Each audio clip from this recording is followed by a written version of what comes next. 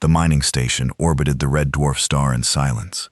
Inside, 243 people worked their shifts, extracting rare minerals from the asteroids that drifted through the Proxima Centauri system. It was boring work far from Earth, but it paid well. Most of the miners were saving money to buy homes back on Earth or Mars. Some were running from bad memories. Others just liked the quiet of space. Sarah Chen was in the cafeteria drinking coffee when the alarm started screaming. She dropped her cup and ran to the nearest window. What she saw made her blood freeze. Ships, huge ships, 12 of them, each one larger than anything humanity had ever built. They were dark purple and covered in strange symbols that glowed with a sickly green light. The ships didn't look like they belonged in the same universe as human technology. They were wrong somehow, like looking at a predator that had evolved on a different world. "What are those?"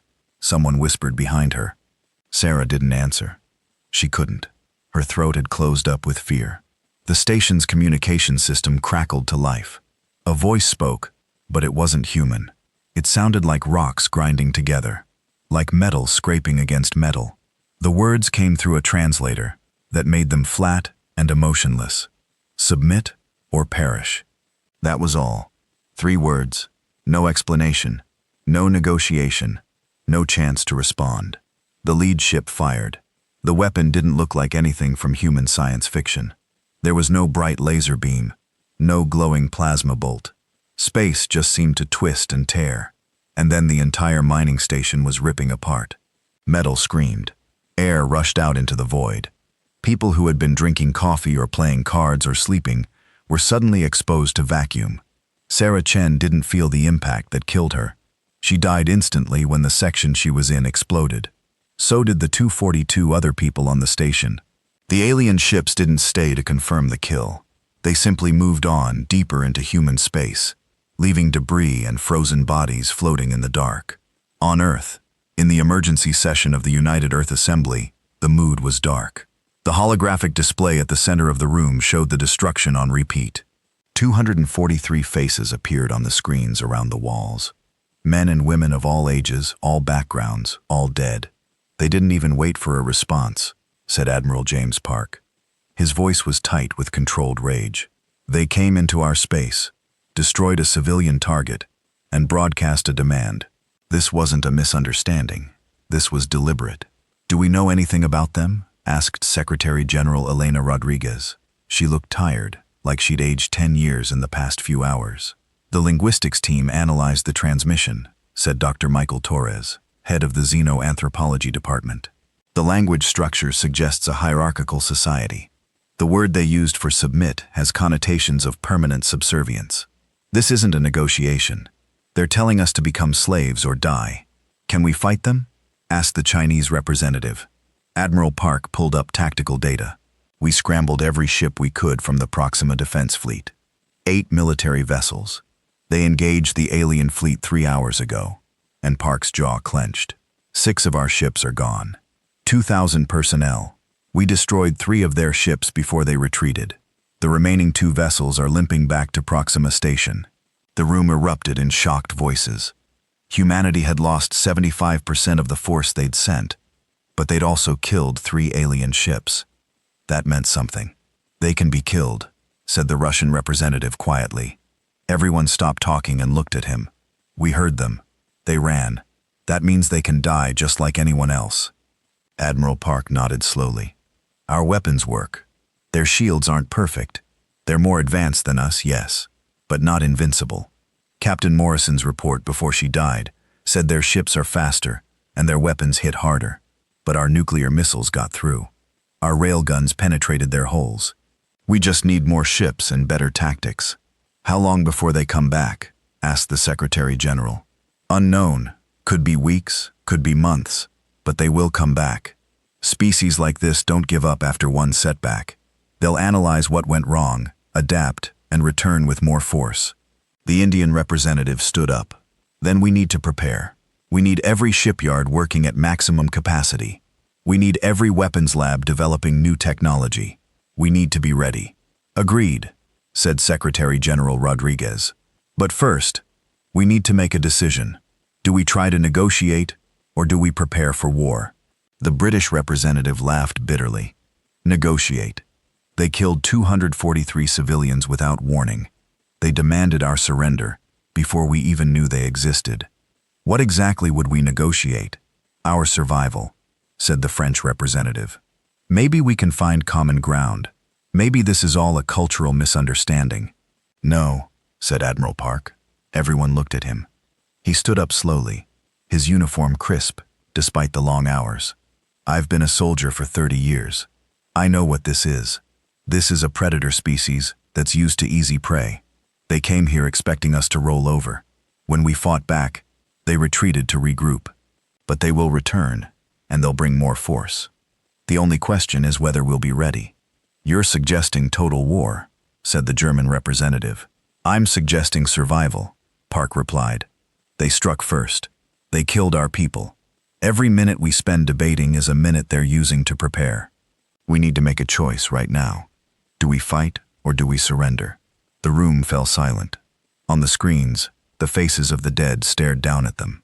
Sarah Chen smiled in her ID photo. She'd been 28 years old. She'd been planning to return to Earth next year to marry her boyfriend. Now she was frozen meat floating in space. Secretary General Rodriguez stood up, all in favor of full military mobilization in a state of war with the hostile alien force. Vote now. Every hand in the room went up. Not one person abstained. Then it's unanimous, Rodriguez said quietly. We're at war. The surviving alien ships limped back to their home territory. On the bridge of the lead vessel, Fleet Commander Zethor watched his screens with what humans would recognize as shock. He had lost 3 ships, 3 against a primitive species that shouldn't have been able to scratch his shields. Analysis, he growled to his tactical officer. Their weapons are crude, but effective. Commander, kinetic projectiles accelerated by magnetic rails, primitive fusion warheads, chemical rockets for propulsion. By our standards, they're using technology that's at least 500 years out of date. And yet, they destroyed 3 of our ships. They fought with desperation, Commander, and they used tactics we didn't expect. They sacrificed their ships to get close to ours. They accepted losses that no civilized species would tolerate. Zethor made a grinding sound that was the Vraxian equivalent of a thoughtful hum. In his 400 years of life, he had participated in the conquest of 17 species. Not one of them had fought back effectively. Most had surrendered after the demonstration. A few had fought briefly, then accepted their place in the Confederacy. These humans were different. What is their population? He asked. Approximately 10 billion on their homeworld, another 2 billion scattered across their solar system. They have colonies on 3 planets and 17 moons. Military capability limited. They have approximately 500 military spacecraft, mostly small patrol vessels and cargo haulers converted for combat. Their technology is primitive. They have no shield technology. Their power generation is based on fusion reactors. They've only just begun experimenting with faster-than-light travel. Zethor felt reassured. Then this was an anomaly. We underestimated them because we thought they were weaker than they are, but they're still primitives. We'll report to the Council. They'll authorize a proper invasion force, and we'll crush them. And if they've improved by the time we return, asked the tactical officer. Zethor laughed, a sound like rocks falling down a mountain. Improve in what? A few months. It takes centuries to advance technology. They might build more ships, but they'll be using the same primitive weapons. We'll adapt our shields to their kinetic weapons and nuclear missiles.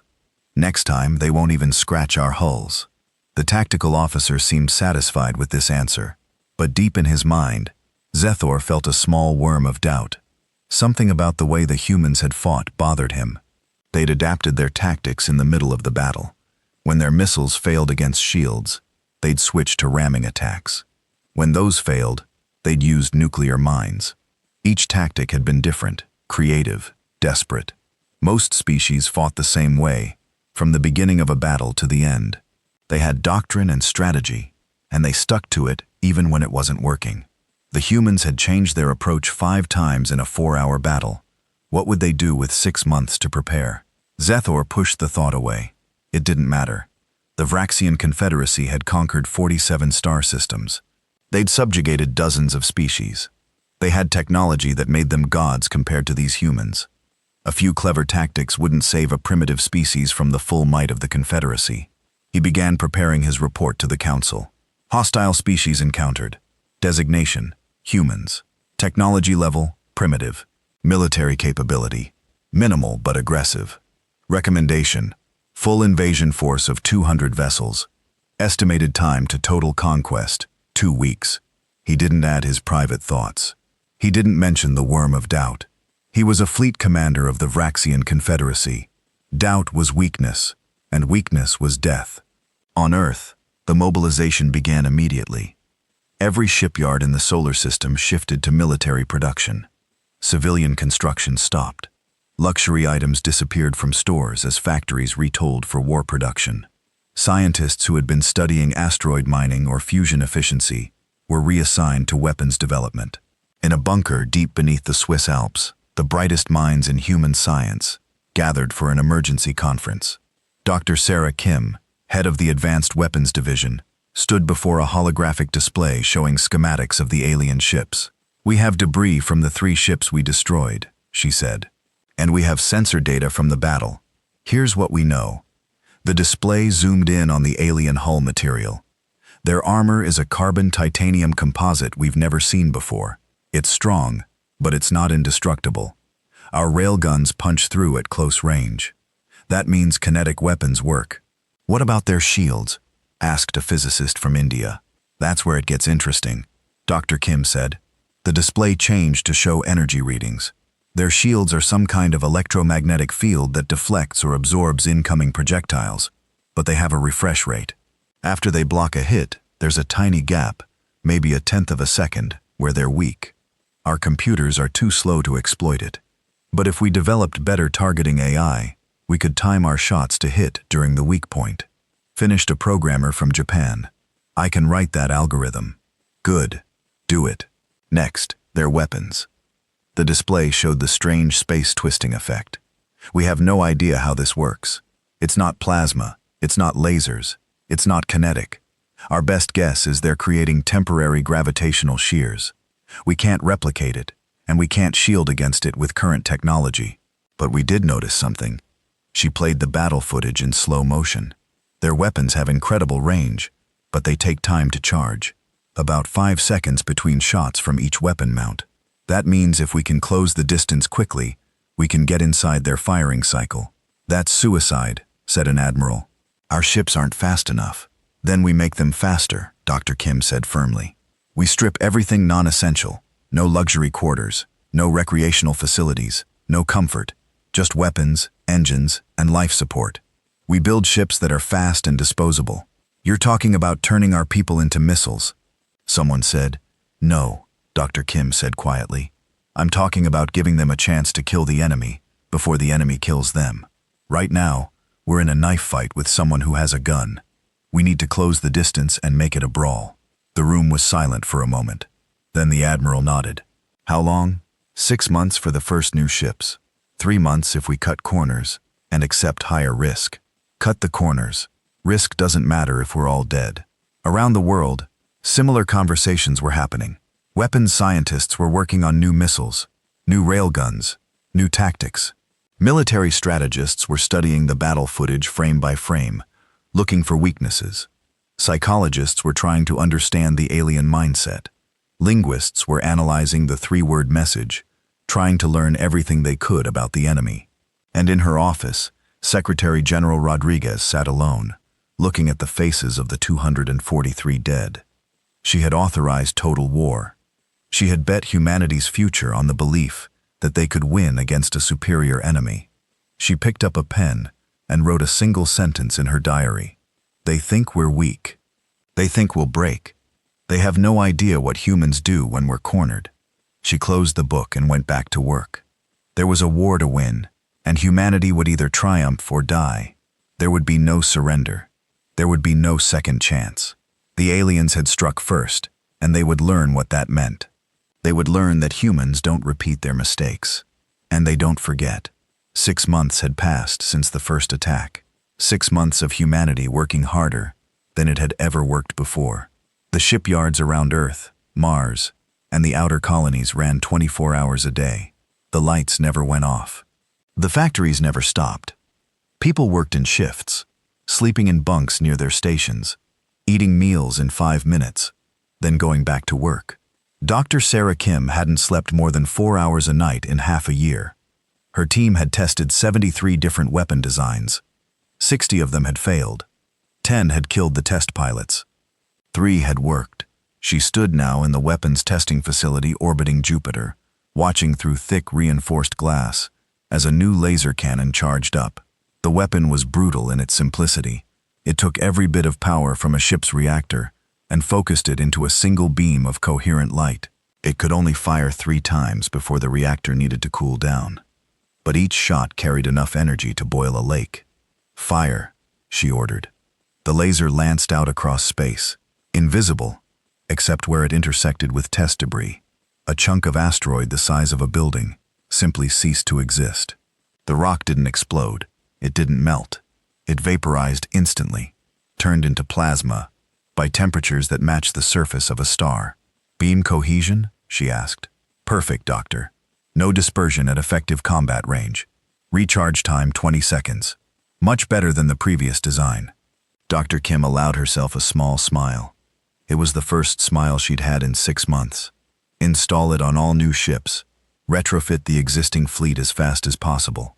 She moved to the next testing bay. Here, engineers were working on magnetic acceleration cannons. These weren't like the old railguns. These used superconducting magnets to accelerate projectiles to 10% of light speed at that velocity. Even a small piece of metal carried kinetic energy, equivalent to a nuclear bomb. "Problems?" she asked the lead engineer. "Just one, Doctor. At these speeds, friction with stray atoms in space creates heat. The projectiles melt before they reach the target. Solution: we coat them in an ablative shell that burns away, protecting the core. Works perfectly. We tested it an hour ago. Show me." The engineer ran the test footage. A small tungsten rod no bigger than a baseball shot from the cannon. It crossed 1,000,000 kilometers in 30 seconds and hit a derelict spaceship that humanity had towed into the testing zone. The ship didn't just break apart. The kinetic impact was so violent that the entire vessel converted to plasma. Where a ship had been, there was now only an expanding cloud of superheated gas. "That'll do," Dr. Kim said. Production immediately. She checked her watch. The Vraxian fleet was coming. Intelligence estimated they'd arrive in 3 weeks. Every day mattered. Every hour mattered. Every minute humanity had was spent building weapons, training soldiers, and preparing for a battle that would decide whether their species survived. In Vraxian space, Fleet Admiral Kovac stood on the bridge of his flagship and looked at the armada he commanded. 200 ships, the largest fleet the Confederacy had assembled in 3 generations. Enough firepower to crack planets and boil oceans. He felt confident. The analysis of the human weapons had been thorough. He knew their capabilities now. He knew their limitations. His shields had been calibrated to deflect their primitive kinetic weapons. His armor had been reinforced against their nuclear missiles. His ships were faster, stronger, and carried more firepower than the entire human fleet combined. "Status of the invasion force?" he asked his second-in-command. "All ships report ready, Admiral. Troop transports are loaded with occupation forces. We have enough soldiers to hold their major cities once their military is destroyed. And the demonstration weapon armed and ready, sir. Once we destroy their military, we'll use it on one of their smaller colonies. They'll see what happens to species that resist. Then they'll surrender." Kovac nodded. It was standard Confederacy procedure. Crush the military, destroy a city or two to break morale, then accept surrender. By this time next month, humanity would be another subject species, working in Vraxian factories and mines, their homeworld just another resource to be exploited. All ships prepare for jump to human space. We go to war. 200 ships activated their faster-than-light drives. Space folded, twisted, and they vanished, traveling in seconds across distances that would take light years to cross. When they emerged, they were at the edge of the solar system. Earth's sun was a bright dot in the distance. Sensors immediately picked up human ships. Lots of them. "How many?" Kovac demanded. "Counting now, sir. 50, 75, 120. Admiral, they have at least 200 ships." Kovac felt a moment of surprise. 200 ships in 6 months. Impossible. No species could build that fast. They're not all military grade. The censor officer continued. Most appear to be converted civilian vessels. Cargo haulers with weapons attached. Mining ships with armor plating. They're desperate, Admiral. They've converted everything they have. Kovac relaxed. Desperation meant weakness. It meant humanity had thrown everything into this one defense. When he crushed this fleet, they'd have nothing left. All ships advance. Destroy everything.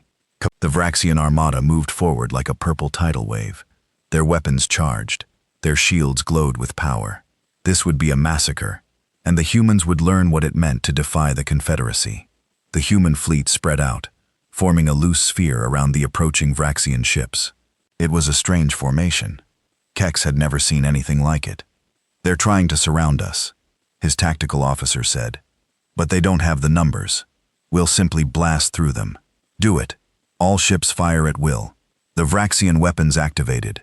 Space twisted and tore. The gravitational shear weapons reached out across thousands of kilometers, designed to rip the human ships apart just like they destroyed the mining stations 6 months ago.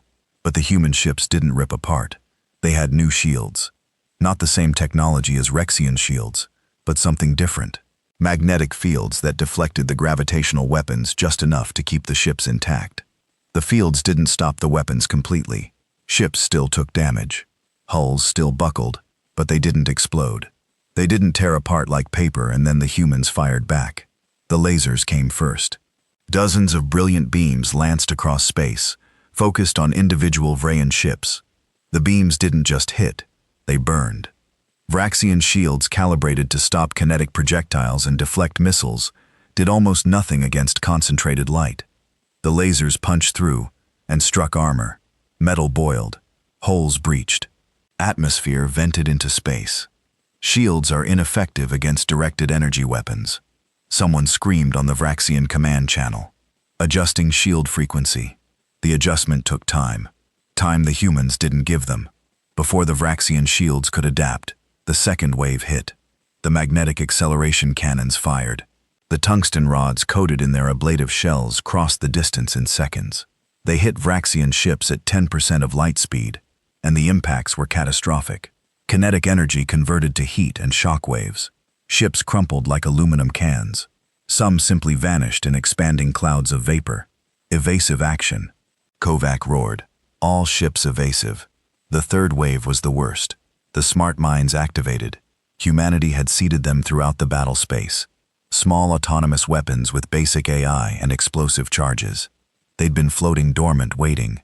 Now they came alive, using tiny thrusters to intercept Vraxian ships. The mines were too small for ship weapons to target effectively. They swarmed like angry insects. The mines attached themselves to Vraxian hulls and detonated. Each explosion was small, but there were hundreds of mines, thousands.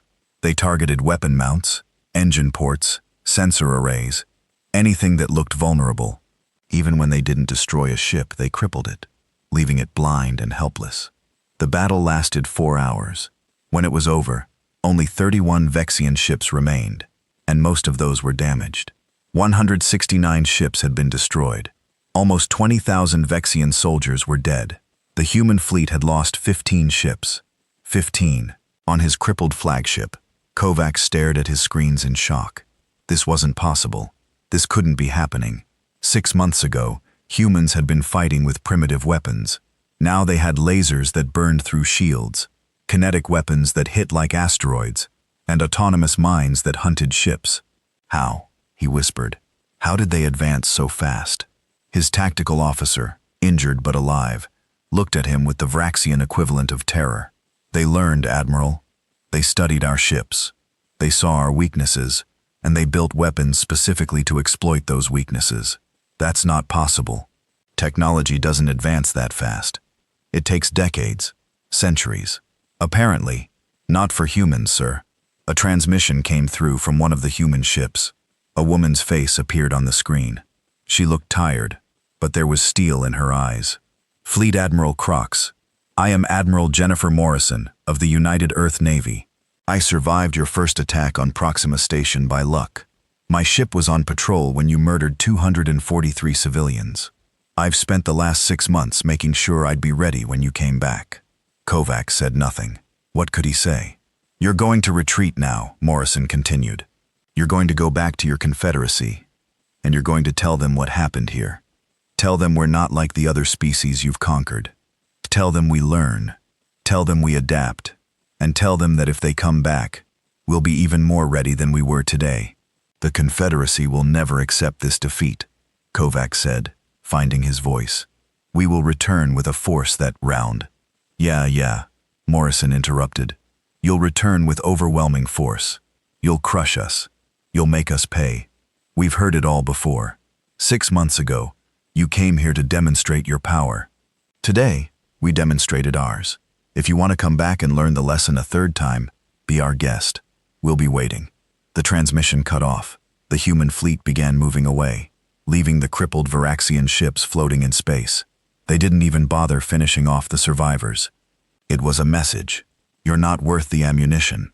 Crocs ordered his surviving ships to retreat. As they jumped away, he composed a message to the Confederacy Council. His hands shook as he recorded it. "Council members, I must report a complete disaster. The humans have advanced far beyond our predictions. They possess weapons we've never encountered. Directed energy weapons that bypass our shields. Kinetic weapons that strike with incredible force.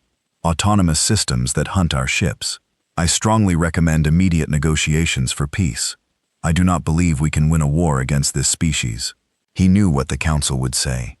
They would call him a coward. They would say the Confederacy had never surrendered, never negotiated, never backed down. They would send another fleet, bigger and more powerful, and the humans would be waiting with new weapons and new tactics, ready to teach the Confederacy another lesson. For the first time in his long life, Kovacs felt something he'd never experienced before: fear. Not fear of dying in battle that was honorable. Fear of facing an enemy that learned from every mistake, that adapted faster than should be possible, that turned every defeat into a lesson and every lesson into a weapon. The humans didn't fight like the other species. They didn't follow patterns. They didn't repeat themselves.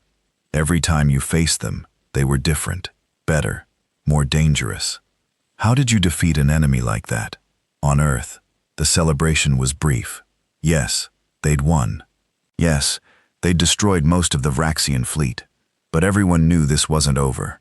In the bunker beneath the Alps, Dr. Sarah Kim was already planning the next generation of weapons. The Vraxians would come back. They had to. A species didn't build an empire by giving up after one defeat. "What do we do now?" asked one of her engineers. Dr. Kim pulled up projections on her screen. "We keep improving. The lasers need better cooling systems. The kinetic cannons need faster reload times. The mines need better AI. We have maybe a year before they return. We need to use every second." "You think a year will be enough?" Dr. Kim looked at the battle footage, watching human ships dodge and weave through Vraxian fire, watching the lasers burn through enemy armor, watching the enemy retreat. "A year ago, we were mining asteroids and worrying about retirement savings. 6 months ago, we built lasers and railguns from scratch. Today we destroyed the largest fleet the Vraxians have ever sent. If we have a year," she smiled grimly, "God help them. Because we won't." Around the world, humanity prepared for the next round. They knew the Vraxians would come back. They knew the next fleet would be larger, more powerful, more determined. They also knew that humans had one advantage the Vraxians didn't understand. Humanity's greatest strength wasn't weapons or technology. It was the ability to learn from mistakes and make sure they never repeated them. The Vraxians had attacked twice now. Both times, humanity had been ready with new tactics and new weapons. If the Vraxians came a third time, they would find something they'd never encountered before. They would find that humans didn't just learn from their own mistakes. They learned from their enemies' mistakes too, and they never forgot. 1 year after the second battle, the Vraxian Confederacy Council met in emergency session. The vast chamber was filled with representatives from all 47 conquered species. Most were silent, watching the proceedings with careful neutrality. A few looked hopeful. Rumors had spread about the defeats at human hands, and some subject species were wondering if the Confederacy might finally have met its match. Supreme Council Leader Vorax stood at the center of the chamber. He was ancient, even by Vraxian standards over 600 years old, and he had overseen the conquest of 30 systems personally. He had never negotiated. He had never compromised. And he was not about to start now. Fleet Admiral Kovic, he said, his voice amplified through the chamber. You request that we negotiate with the humans. You suggest we accept defeat. Explain. Kovac stood before the council, knowing his career and possibly his life depended on his next words. Supreme Leader, the humans are unlike any species we've encountered. They advance technologically at a rate that should be impossible. They learn from every engagement and adapt faster than we can counter. In 2 battles, they've destroyed over 70% of our forces sent against them. Because you were incompetent, Vorax said coldly. With respect, Supreme Leader, no. I followed standard doctrine. I used overwhelming force. The humans simply changed. Between our first and second attack, they developed entirely new weapon systems. They studied our tactics and built counters specifically designed to defeat us. Then we will study their tactics and build counters to their counters. We have Supreme Leader. For a year, our best scientists have analyzed every second of the battles. We've reverse-engineered their laser technology. We've adapted our shields. We've improved our weapons. I am confident that with sufficient force, we can defeat them. Forthax leaned forward. Define sufficient force. 2,000 ships. Supreme Leader. 15% of our entire military. And we must bring the planet Cracker weapons. If we cannot defeat their fleet, we must be prepared to destroy their colonies to show them the price of resistance. The chamber erupted in shocked voices. 2,000 ships. It was unprecedented. The largest force the Confederacy had ever assembled for a single campaign. You ask us to commit resources needed to defend our entire empire to crush one planet, another council member demanded. I'm asking us to end this before it becomes worse, Croc said. Every day we wait, the humans grow stronger. We must strike now with everything we have, and break them completely, because if we don't, he paused. If we don't, I believe they will eventually strike us. Laughter echoed through the chamber. The idea of a single planet attacking the mighty Confederacy was absurd, ridiculous. Approved, Vorax said, cutting through the laughter. Assemble the fleet, crush the humans, make an example of them, so horrific that no species will ever dare to resist us again. On Earth, intelligence officers watched the Vraxian buildup with growing concern. Spy satellites in Vraxian space, disguised as asteroids and space debris, sent back images of the massive fleet assembling, 2,000 ships. It was more than anyone had expected. Secretary General Rodriguez called an emergency meeting. Admiral Morrison was there along with Dr. Kim and the heads of all major militaries. Can we win? Rodriguez asked simply. Admiral Morrison looked at the tactical displays. In a straight fight. No, we have 400 ships now, and they're all better than what we had a year ago. But 2,000 against 400. The math doesn't work. We'd lose. Then we don't fight straight, Dr. Kim said. Everyone looked at her. We've been assuming they'd come to us, that we'd fight a defensive battle in our own space, just like before. But why do we assume that? Because that's how war works, said a general. They attack, we defend. That's how war worked, Dr. Kim corrected. But humans don't repeat themselves. Remember, they expect us to do what we did before. Upgrade our weapons, improve our defenses, and wait for them to attack. So, we do something completely different. What are you suggesting? Rodriguez asked. Dr. Kim pulled up a star map. We've been working on new FTL technology, based on principles we've learned from captured Varaxian ships. Our version is faster, but less stable. We can't use it for long journeys, but for short jumps. She smiled. We can jump from here to here. Her finger traced a line from human space to deep inside Vraxian territory. While their fleet is traveling to attack us, we attack them. The room fell silent. It was crazy. It was reckless. It was exactly the kind of thing humans did when cornered. We don't have the forces to occupy Vraxian worlds, an admiral pointed out. We don't need to occupy, Dr. Kim said. We just need to threaten. They're bringing planet crackers to destroy our colonies. We'll bring planet crackers to theirs. They've shown us how the weapons work. We've built our own. While their fleet is busy attacking an empty solar system, we'll be holding their homeworld hostage." "An empty solar system?" Morrison asked. "We evacuate everyone. Every person in every colony. We load them onto transports and hide them in deep space far from any planet or star. The Vraxian fleet will arrive and find nothing but automated defenses. Drones, millions of them. Cheap, disposable, and all programmed to do one thing: buy time." "Time for what?" Rodriguez asked, though she was starting to understand. "Time for us to force the Vraxians to surrender. They can destroy our empty cities and our automated defenses. But while they're doing that, we'll have 3 fleets positioned at 3 different Vraxian colonies. We'll give them a choice. Order your invasion fleet to stand down, or we destroy your worlds. All 3 of them at once." The plan was audacious, insane, brilliant, and very, very human. "The casualties, if this goes wrong," someone said. "If this goes wrong, we're all dead anyway," Dr. Kim said bluntly. "They're coming with 2,000 ships and weapons designed to crack planets.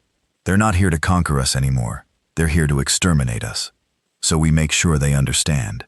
If we die, we're taking them with us." Admiral Morrison stood up. "I'll lead the strike on the first Vraxian colony." "I'll take the second," said another admiral. "Third is mine," said a general.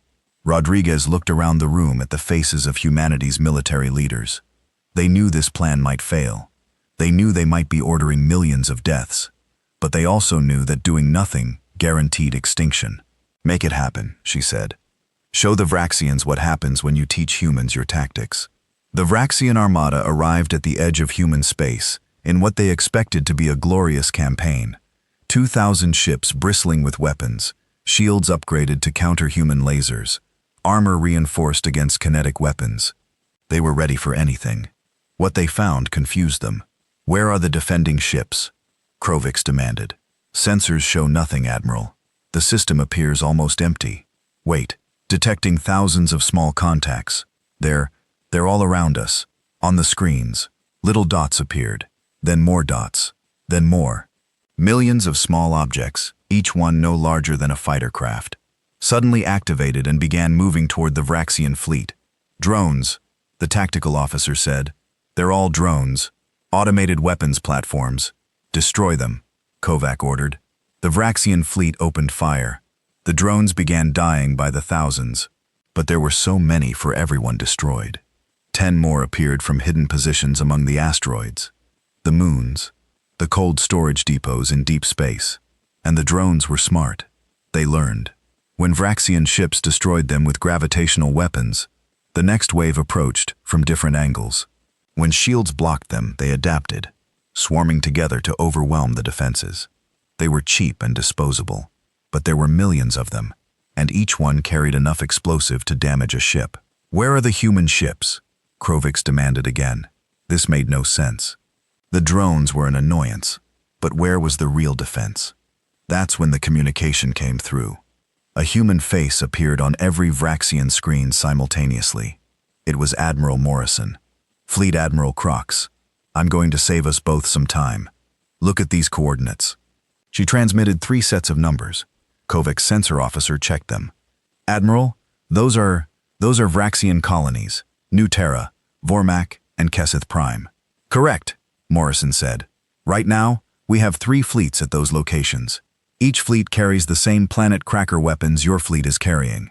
Each fleet is aimed at a civilian population center. 20 million Vraxians on New Terra, 35 million on Vormak, 50 million on Keseth Prime. All of them are about to die unless you stand down immediately. Crox felt his blood freeze. You're bluffing. You can't have ships there. We would have detected them. Morrison smiled, and it wasn't a nice smile. You taught us to build those planet crackers. Thank you for that, by the way. You also taught us that attacking civilian targets is an acceptable tactic in war. And you taught us that overwhelming force is the only language your Confederacy understands. Well, we've learned our lessons. Now, here's your lesson. Humans don't repeat themselves. You came to us 3 times. Each time, you expected us to fight the same way. We didn't. We learned. We adapted. And we've made sure you'll never have the chance to repeat your mistakes. If you destroy those colonies, we'll destroy Earth, Kovac shouted. Go ahead, Morrison said calmly. Earth is empty. We evacuated everyone. Every human in the solar system is gone, hidden in deep space where you'll never find them. You can destroy our cities, our monuments, our history, but you can't destroy us. Meanwhile, your people are sitting in cities right now, going to work, raising families, living their lives, and in 30 seconds, they're all going to die unless you power down your weapons and surrender. Kovac's mind raced. This was impossible. Humans couldn't have gotten ships past their sensors. They couldn't have. 20 seconds, Morrison said. You're lying, Croc said, but his voice shook. What if she wasn't lying? What if humans had developed technology that let them slip past Vraxian sensors? They'd done the impossible twice already. 15 seconds. You know, your Confederacy has a rule. Never negotiate. Never surrender. Never show weakness. That's a stupid rule, Admiral. Humans have a different rule.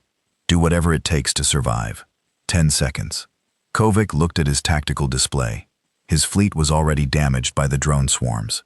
Dozens of ships had been destroyed or disabled, and all of this was just automated defenses. The real human fleet was somewhere else threatening Vraxian civilians. 5 seconds 43. Stop, Kovac roared. Stop. Don't fire. We surrender. The bridge went silent. In 600 years of Rexian history, no fleet had ever surrendered. Ever. Morrison's face showed no triumph, just exhaustion. Smart choice. Here's what happens now. You're going to power down all weapons. You're going to disable your FTL drives. Then you're going to wait while we send boarding parties to every single one of your ships. You're going to hand over all your technology, all your star charts, all your intelligence on the Confederacy. And then you're going to go home and tell your council exactly what happened here. And if we refuse, then our fleets at your colonies will fire, and 105 million Vexians will die. Your choice, Admiral. Make it now. Kovac looked around his bridge. His officers stared at him, waiting for orders. Some looked angry. Some looked scared. All of them looked defeated. Stand down all weapons, he said quietly. Disable the FTL drives. Prepare for boarding. As human ships began appearing, not from human space, but from Vraxian space. Exactly as Morrison had promised, Kex finally understood what he was facing. Humans didn't just adapt their technology, they adapted their entire way of thinking. They studied their enemy and learned not just how to fight them, but how to think like them, how to predict them, how to beat them at their own game. The Varaxians had taught humans about overwhelming force and civilian targeting. Now, humans had used those exact tactics against their teachers. A transmission came in from the Confederacy Council. Supreme Leader Vorax's face appeared, his features twisted with rage. Crocs, what is the meaning of this? Why have you surrendered? Because they're holding 3 of our colonies hostage, Supreme Leader. Then destroy Earth. Kill them all. Earth is evacuated, empty. They knew we were coming, and they prepared. Not by defending, but by attacking. By doing exactly what we would have done if we were them. This is unacceptable. I order you to be cured. With respect, Supreme Leader, I'm no longer taking orders from the Council. I'm taking orders from Admiral Morrison now, because if I don't, 105 million Vraxians will die, and it will be our fault. We attacked them first. We killed their civilians. We threatened to destroy their planets. They're just following the rules we taught them. Vorax's face turned an interesting shade of purple. You are a traitor to the Confederacy, maybe Kovac said. Or maybe I'm the only one who understands what we're facing. These humans, Supreme Leader, they don't fight like other species. They don't surrender. They don't stay beaten. And most importantly, they learn from every mistake. Ours and theirs. We attacked them 3 times. 3 times. And each time they were ready with something we didn't expect. How many more times do you want to try? How many more Vraxians do you want to kill? Learning a lesson we should have learned the first time. The transmission cut off. Kex knew his career was over. Probably his life too, eventually. But at least he'd saved 105 million civilians. Morrison's face appeared again. Thank you for making the right choice, Admiral. Now, let's talk about peace. The Vraxian Confederacy was collapsing. It happened slowly at first, then all at once. The news of the third defeat spread through Vraxian space like poison. 2,000 ships, the pride of the Confederacy, had surrendered without destroying a single human world. Fleet Admiral Kovac had handed over military secrets, technology, and strategic intelligence to a species that had been unknown 2 years ago. The subject species heard the news and acted. The Calvarians were first. They had been conquered 300 years ago, and they'd waited patiently for any sign of weakness. Within a week of the surrender, they declared independence. Their military, small but well-trained, seized control of their homeworld and 3 colonies. The Vraxian response was swift but ineffective. The fleet sent to crush the rebellion was ambushed by ships using human-designed weapons. Lasers and kinetic cannons tore through Vraxian shields. The fleet retreated after losing half its ships. After that, it was like a dam breaking. The Torvine declared independence. The Xanathar, the Bree, the Morganites. Within 3 months, 12 of the 47 subject species had declared independence, and another 8 were in open rebellion. The Confederacy's economy, built on the labor and resources of conquered worlds, began to collapse. Trade routes were disrupted. Mining operations stopped. Food shipments failed to arrive. On the Vraxian homeworld, rationing began for the first time in 500 years. In the council chambers, the mood was desperate. Supreme Leader Vorax looked older than his 600 years. The other council members argued constantly, blaming each other for the disaster. "We should negotiate with the humans," said one council member. "They've proven we can't defeat them militarily." "Negotiate?" Vorax's voice was quiet, but dangerous. "Negotiate with a species that has humiliated us, that has inspired our subjects to rebel, that has broken our empire. What choice do we have? Every day we waste, we grow weaker." "I'll tell you what choice we have," Vorax said. He activated a holographic display. "For the past 6 months, our scientists have been working on a project, something we've never needed before, something we swore we'd never build." The hologram showed a massive weapon, larger than a battle station, surrounded by dozens of ships. "A star killer," Vorax said. "A weapon that can destabilize a sun and cause it to go supernova. This weapon placed in the Sol system will destroy not just Earth, but every planet, every colony, every human in their space. They will have 3 hours to evacuate, which isn't nearly enough time. Everything they are, everything they've built, everyone they love, all of it will burn." The chamber fell silent. The Starriller was a theoretical weapon discussed in military mice but never built. It was considered too dangerous too. Using it meant accepting mutual destruction, because the energy release would damage the attacking fleet as well. "You're talking about genocide," a council member said quietly.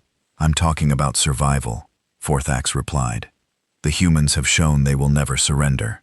They will continue to grow stronger, continue to inspire our subjects to rebel, continue to destroy us piece by piece.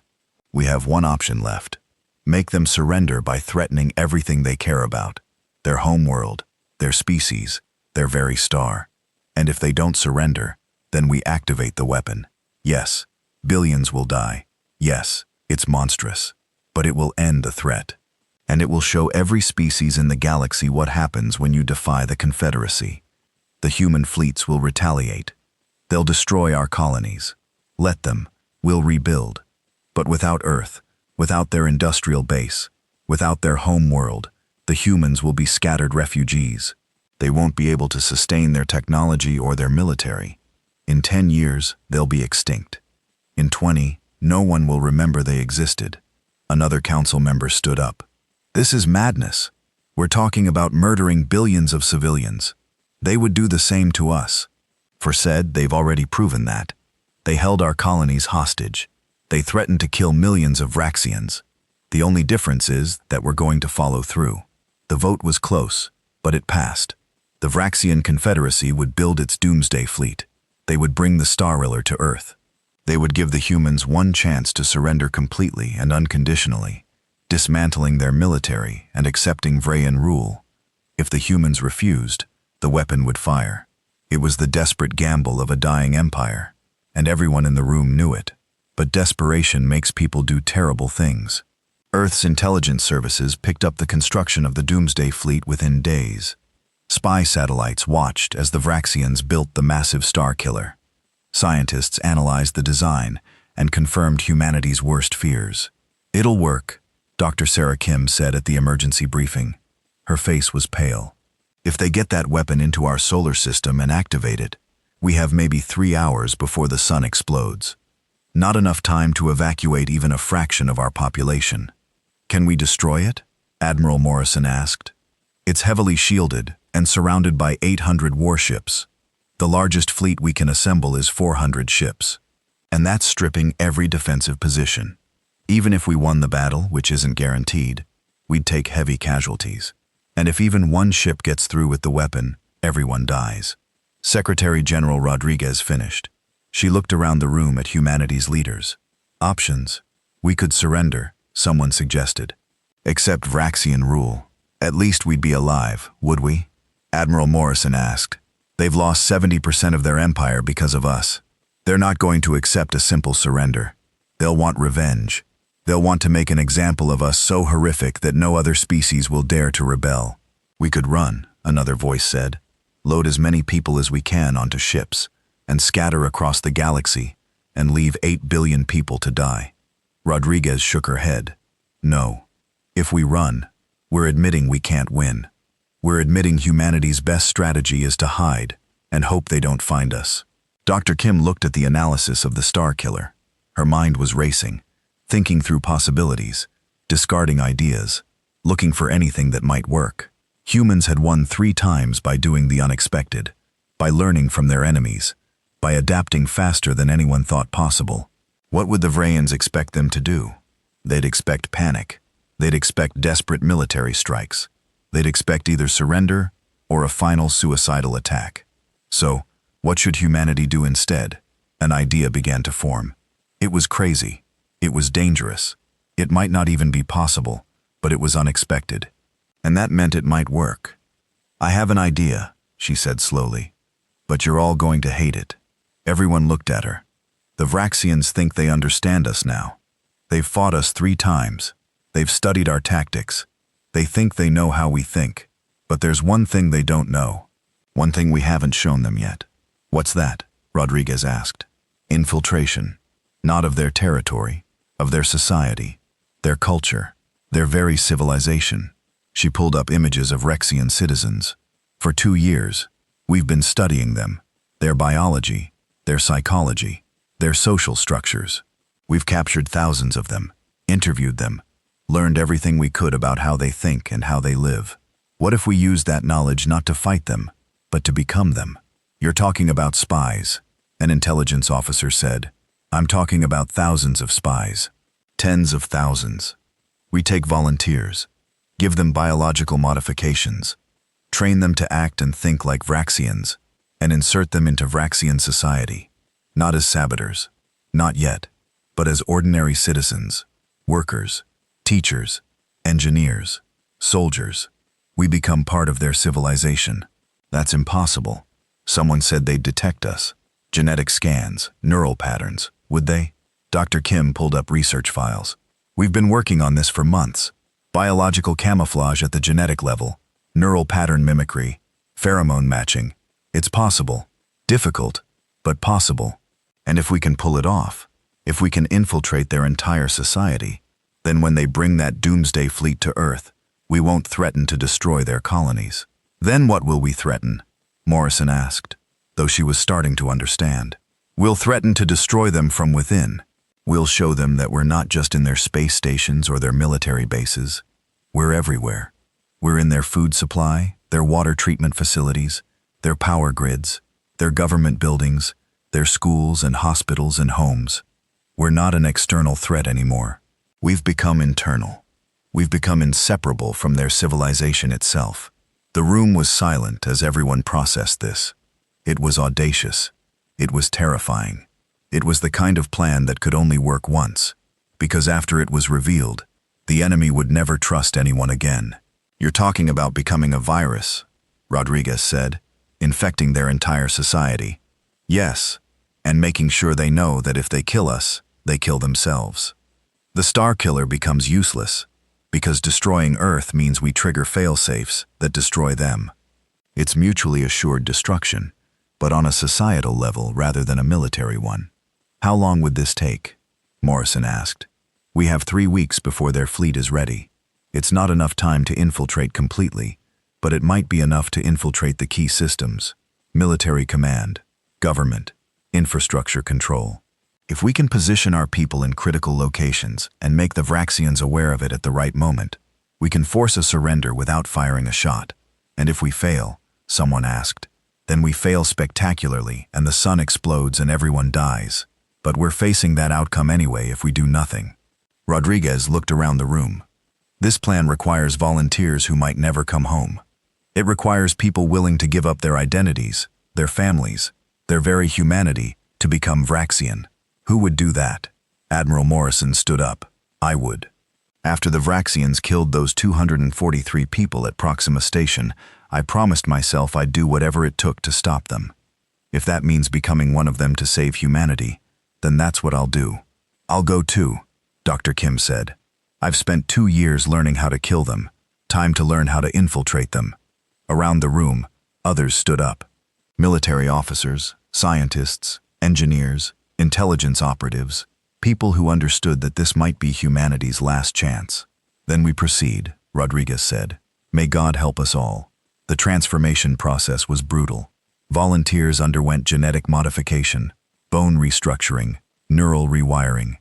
Their faces changed, their bodies changed. Even their thoughts began to change as they learned to think like Vraxians, to react like Vraxians, to be Vraxian in every way except their loyalty. Dr. Kim, now going by the Vraxian name Kurvana, looked at herself in the mirror and barely recognized what she saw. Purple skin, different bone structure, eyes that could see in different spectrums. When she spoke, it was in the grinding, rock-like Vraxian language. How do you feel? Asked the technician, monitoring her transformation. Wrong, she said. Like I'm wearing someone else's skin, because I am. That feeling will fade. The neural modifications will help you think like them, act like them. Within a few weeks, being Vraxian will feel natural. And if it feels too natural, if I forget who I really am, the technician handed her a small device no larger than a grain of rice. This is your anchor. It's implanted in your brain, hidden from any scan the Vraxians have. If you ever doubt who you are, if you ever feel like you're losing yourself, you activate this. It'll remind you that you're human, that you're Sarah Kim, that you volunteered for this mission. She took the device. How many of us are there? 50,000 volunteers, all undergoing the same transformation, all preparing to infiltrate Vraxian society. It's the largest intelligence operation in human history. 50,000 people, 50,000 humans, giving up everything to become the enemy. Some would be discovered. Some would be killed. Some might actually forget who they were and become truly Vraxian.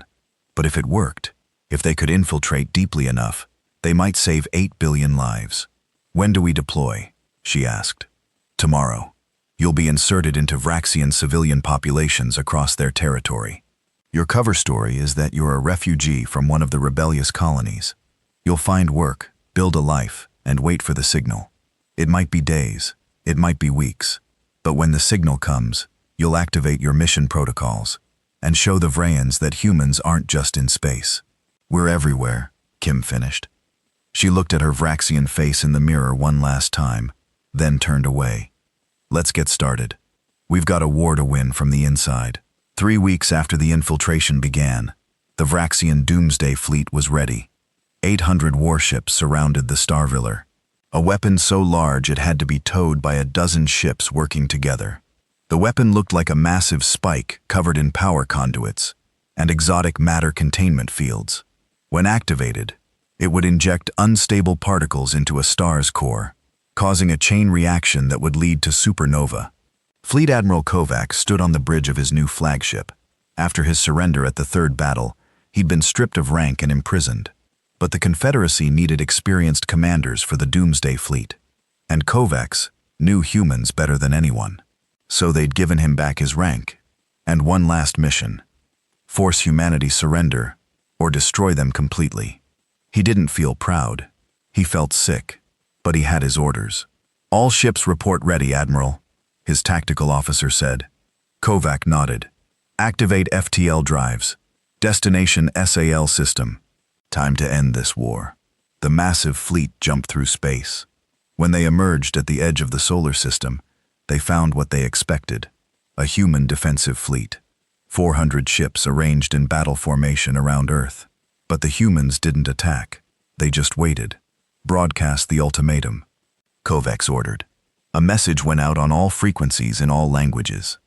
"People of Earth, this is Fleet Admiral Kovac of the Vraxian Confederacy. We have brought a weapon capable of destroying your sun. You have 24 hours to surrender unconditionally. Dismantle your military. Submit to Vraxian authority. Agree to Vraxian rule for 1,000 years. If you refuse, we will activate the Stariller, and every living thing in this system will die. You have 24 hours. The response came immediately, but it wasn't what Kovac expected. Instead of panic or defiance or negotiation, there was laughter. A single transmission from the human fleet broadcast so every Vraxian ship could hear it. "You still don't understand, do you?" It was Admiral Morrison's voice, though Crux didn't know she was actually sitting on a transport ship far from the battle, having given command to others before her infiltration mission. "Understand what?" Kex demanded. "You think you've cornered us? You think you finally found a weapon we can't counter? You think we're going to panic and surrender? But here's what you don't understand. Humans don't repeat themselves. We don't make the same mistake twice. And we've been learning from you for 2 years now. Your weapons cannot reach the Starmiller before we activate it," Croc said. "Your fleet is too small. Your technology too limited." "Who said anything about our fleet?" The voice was amused now, almost playful. "You're thinking about this all wrong. You're thinking about military tactics and space battles. But we learned something from you in our last fight. We learned that the best weapon isn't always a gun. Sometimes it's information. Sometimes it's fear. Sometimes it's the enemy's own paranoia." "What are you talking about?" "Let me show you something." Every screen on every Vraxian ship suddenly changed. The tactical displays, the communication systems, even personal devices. Everything showed the same image. The Vraxian homeworld, not from orbit, from the surface, from inside the capital city. The image was taken from the Confederacy Council chambers. It showed Supreme Leader Vorax sitting at his desk, working on reports. He was alone, unaware he was being filmed. "That's a live feed," the human voice said. "Right now, real time. We're inside your most secure facility, filming your Supreme Leader without his knowledge. Want to see more?" The images began multiplying.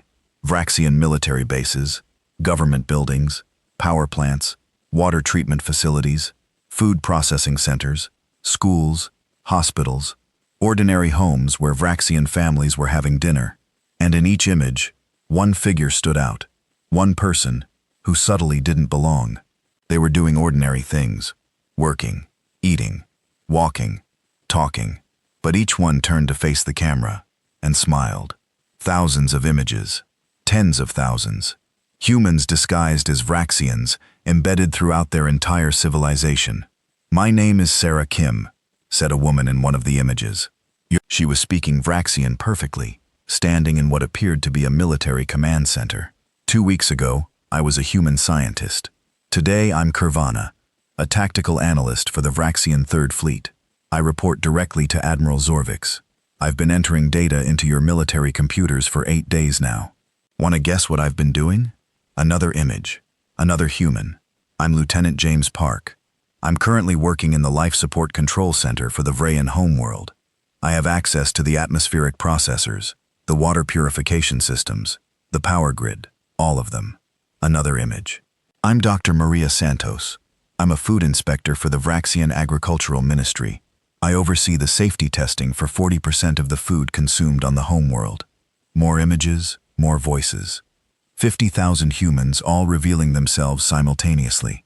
Engineers, technicians, soldiers, teachers, workers. They were everywhere. In every critical system, every important facility, every position that mattered. On his bridge, Kovac felt his blood turn to ice. This was impossible. Genetic scanners should have detected them. Security protocols should have caught them.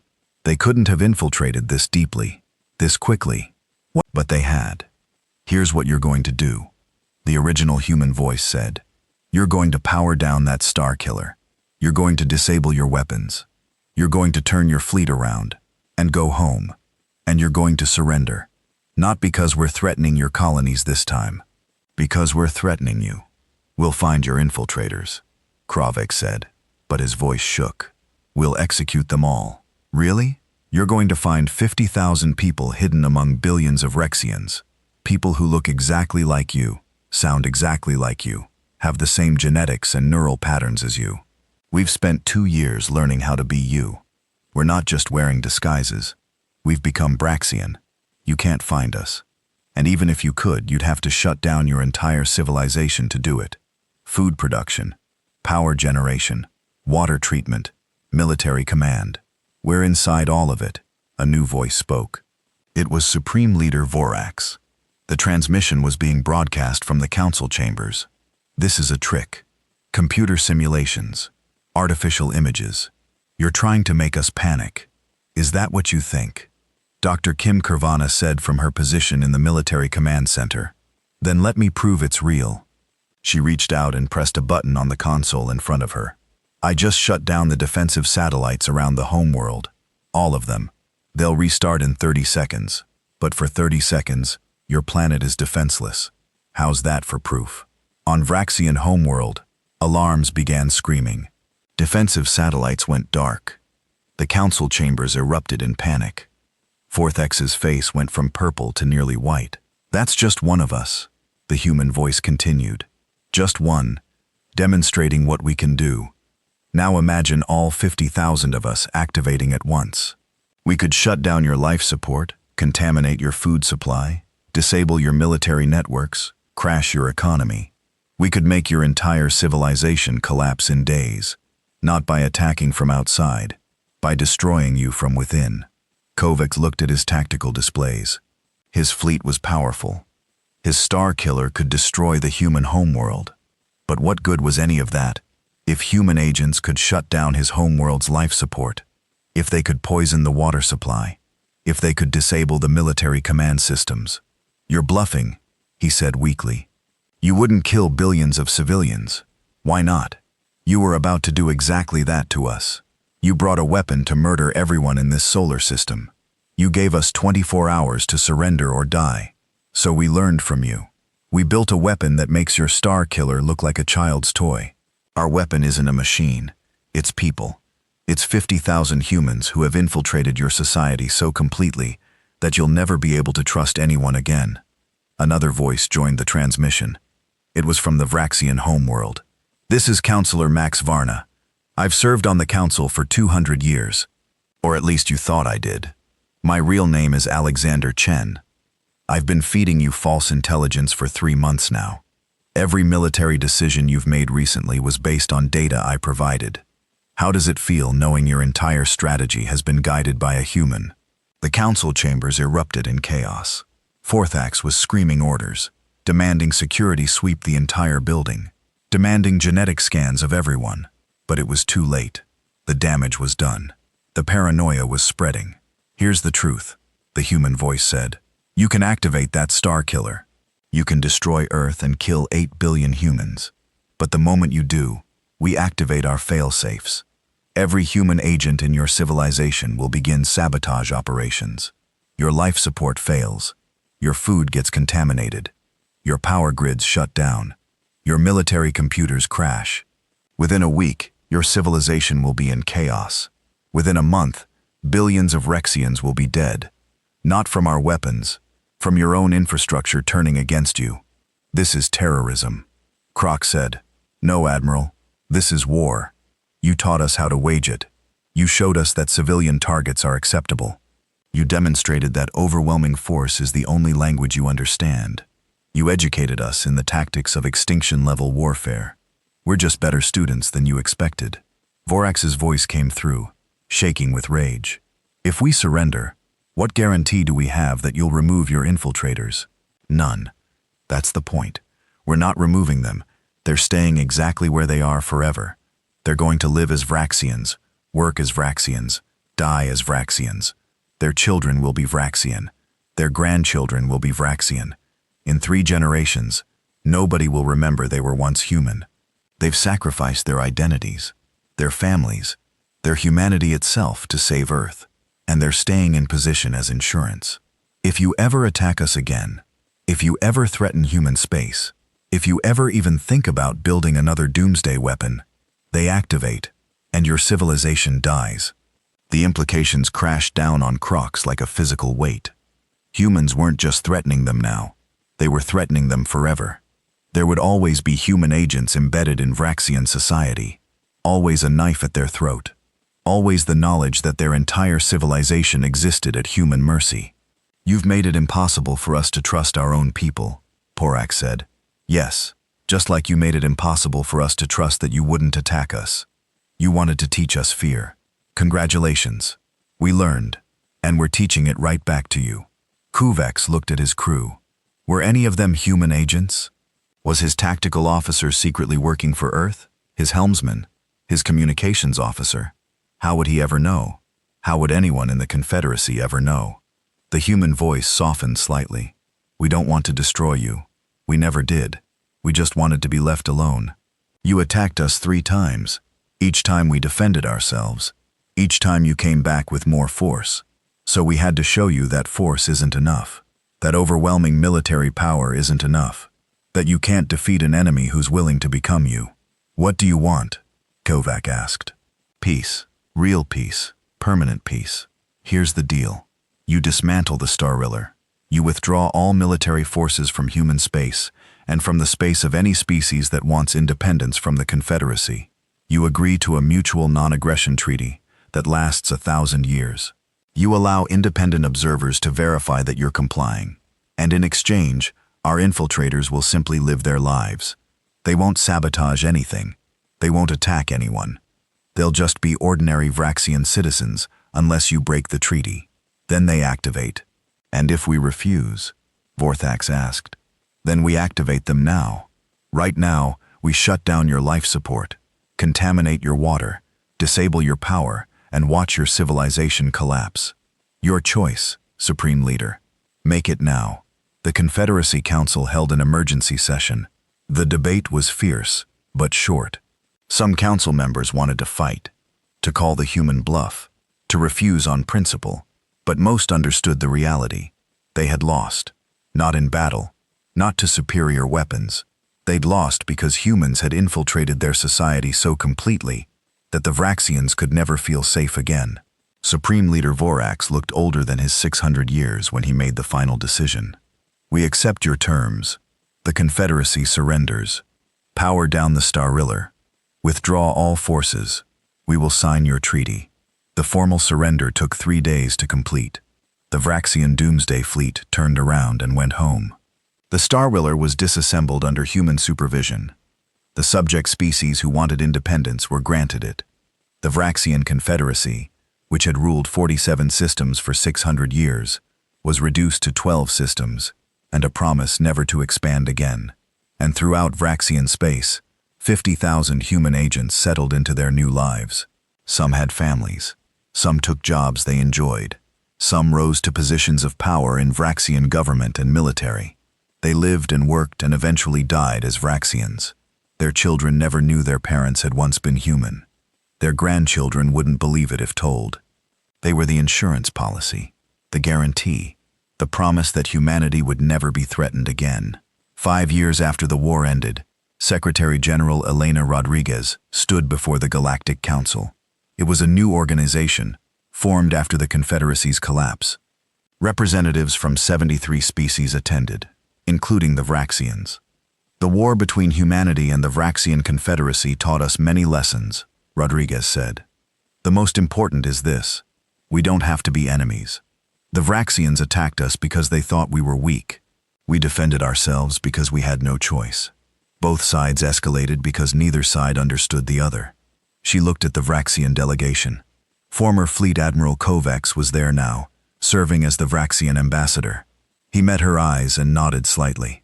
The Vraxians taught us about warfare, Rodriguez continued. They taught us about tactics and strategy and the price of aggression. We learned those lessons well. Too well, perhaps. But we also learned something else.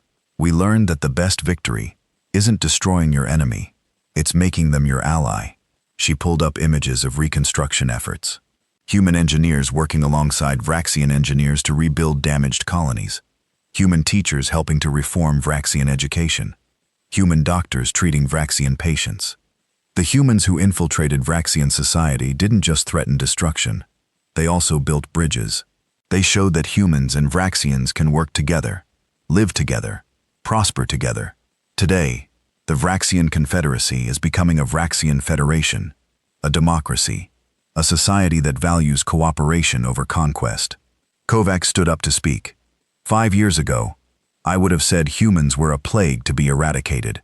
Today, I say they are the best thing that ever happened to the Vraxian people. They didn't just defeat us in war. They defeated the worst parts of our culture, our arrogance, our cruelty, our belief that might makes right. They showed us a better way by becoming us and showing us what we could be. There was applause from the assembled species. Not everyone trusted the new peace. Not everyone believed it would last, but it was a start. After the session, Rodriguez met privately with Kovacs. "How many of our infiltrators have you identified?" she asked. Kovac laughed, though it wasn't entirely a happy sound.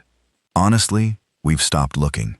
Every time we think we found one, we realize we can't be sure. Your people are too good at being us. And the truth is, they've been good citizens. They contribute to society. They pay taxes. They raise children. Some of them are genuinely making our civilization better. It's easier to just accept that they're there and move on." "That was the idea," Rodriguez said.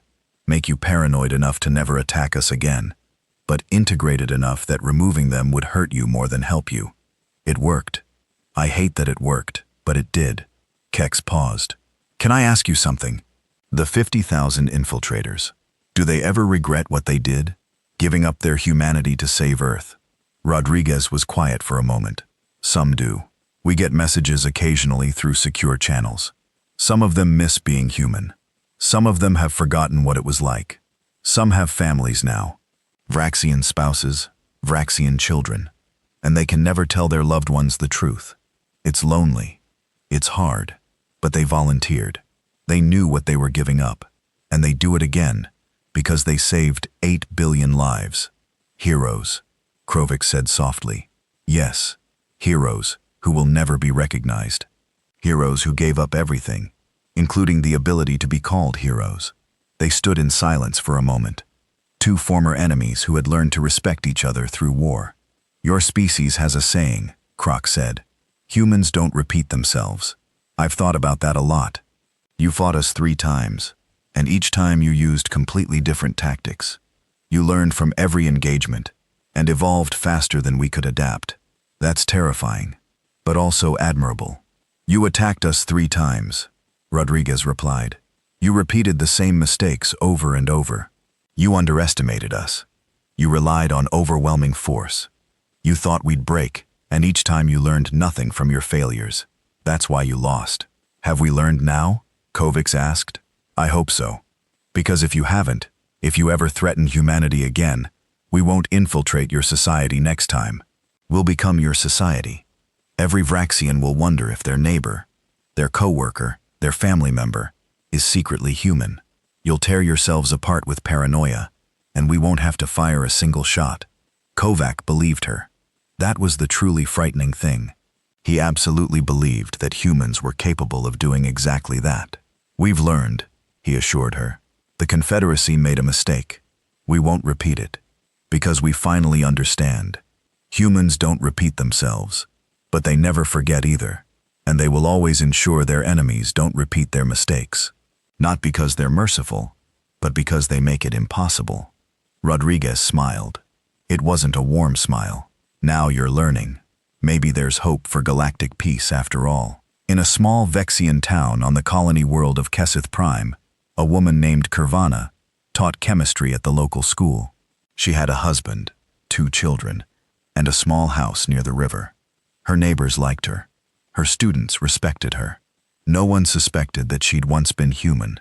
Sometimes late at night, she would activate the tiny device in her brain, the anchor that reminded her who she really was.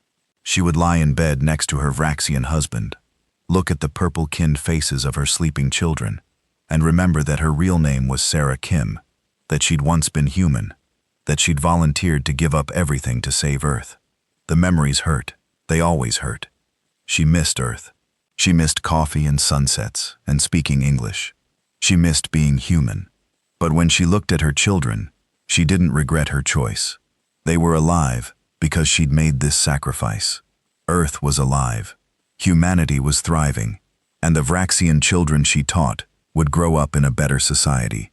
One influenced by the values of the 50,000 humans who'd become Vraxian to save both species.